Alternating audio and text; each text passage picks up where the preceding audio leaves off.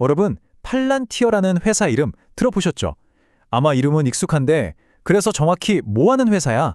라고 물으면 딱 설명하기 어려운 정말 베일에 쌓인 그런 기업일 겁니다. 오늘 바로 그 팔란티어를 한번 제대로 파헤쳐 보겠습니다.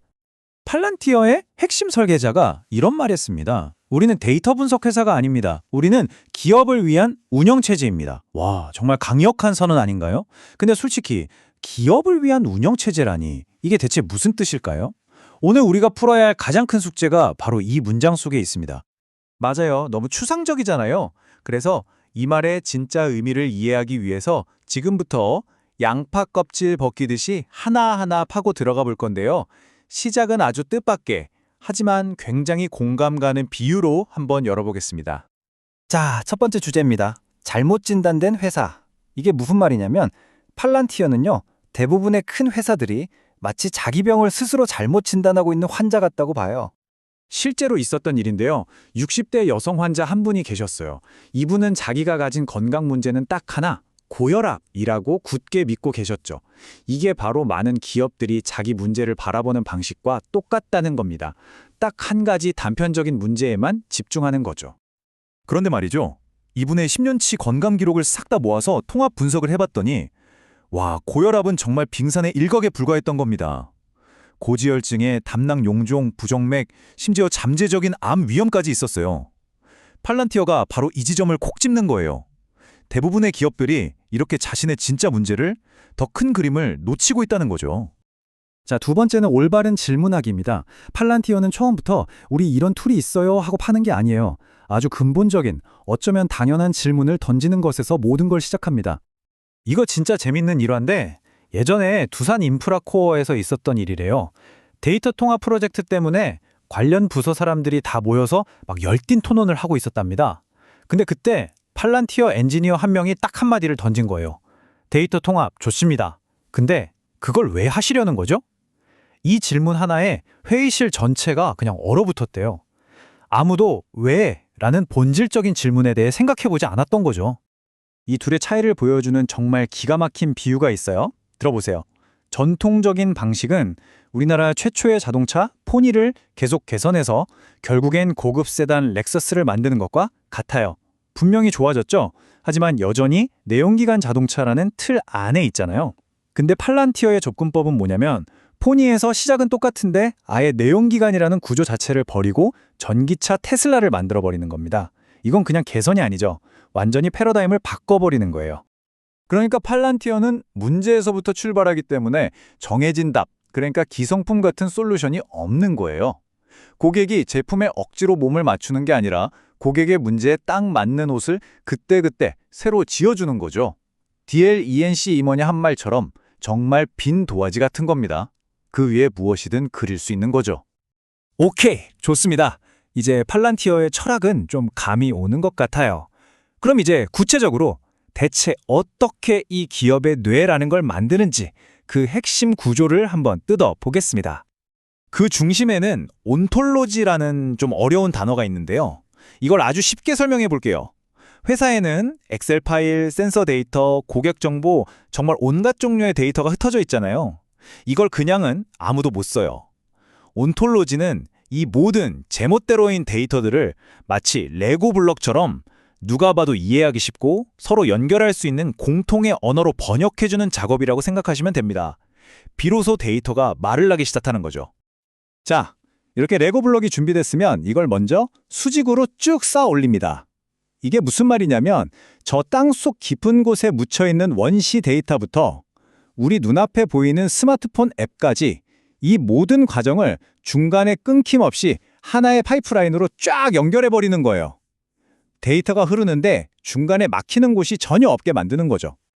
그런데요, 진짜 중요한 건 지금부터입니다. 바로 이 레고 블록들을 수평으로 연결하는 거요. 자, 한번 상상해 보세요. 회사의 목표는 매출 증대예요. 근데 구매팀은 어떻게 하죠? 무조건 싼 자재를 사오려고 하겠죠. 생산팀은요? 무조건 많이 만들려고 할 거고요. 근데 문제가 뭐예요? 구매팀이 사온 싸구려 자재 때문에 생산 품질이 떨어져서 불량품만 늘어나는 거예요. 서로 좋은 일 하려다가 회사를 망치고 있는 거죠. 바로 이럴 때 팔란티어는 구매팀 데이터와 생산팀 데이터를 실시간으로 연결해서 이 둘이 마치 한 몸처럼 회사 전체의 이익을 위해 움직이게 만들어주는 겁니다. 이렇게 되면 뭐가 가능해지냐면요. 코딩을 전혀 모르는 현업부서 직원들, 예를 들어 마케터나 영업사원이 IT 부서에 맨날 아쉬운 소리 할 필요 없이 그냥 자기가 필요한 데이터를 직접 보고 간단한 앱까지 만들 수 있게 되는 거예요. 이게 바로 팔란티어가 말하는 진짜 데이터 민주화입니다. 데이터가 소수의 전문가 손에서 모두의 손으로 넘어오는 거죠. 자, 이렇게 데이터가 통합되고 민주화되면 그 다음은 뭘까요? 맞습니다. 바로 우리 시대 최고의 화두, AI로 자연스럽게 연결되는 거죠. 그런데 팔란티어는 이 AI를 바라보는 관점도 아주 독특합니다. 팔란티어는 기업용 AI를 0단계부터 5단계까지 이렇게 쭉 나눠서 보는데요. 대부분의 회사들이 지금 어디에 있냐면 AI 비서 같은 레벨 1이나 2에 목을 메고 있어요. 근데 문제는 뭐죠?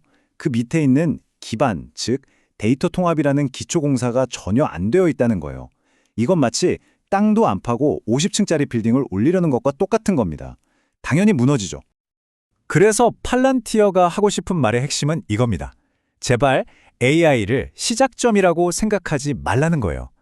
AI는 우리가 모든 데이터를 통합해서 기업의 뇌를 완벽하게 만든 후에야 비로소 도달할 수 있는 최종 목적지라는 겁니다.